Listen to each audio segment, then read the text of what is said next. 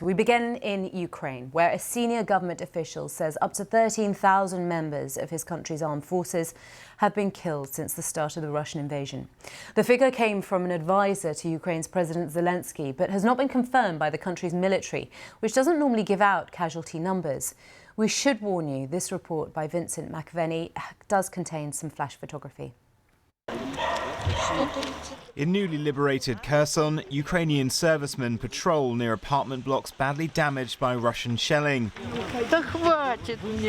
The residents, who spent much of this year under Russian occupation, are thankful to see their countrymen. But the scale of the sacrifice made to repel the Russian invaders hasn't been made clear. Updates on casualty figures are rare.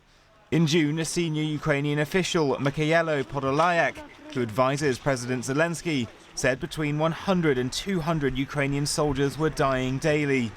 Now he says between 10,000 and 13,000 Ukrainian troops have died in the conflict. These figures have not been confirmed by the country's military. He also suggested 100,000 Russian soldiers had been killed, with up to a further 150,000 wounded or missing. However, last month, the most senior US general, Mark Milley, said around 100,000 Russian and 100,000 Ukrainian soldiers had been killed or injured since the start of the war.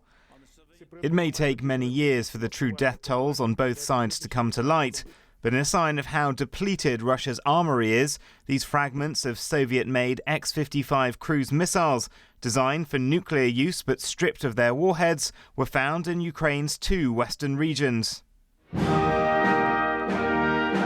Meanwhile, in Washington, D.C., President Biden is currently hosting President Macron on a state visit. Both leaders made it clear they were unwavering in their support for the Ukrainians' fight.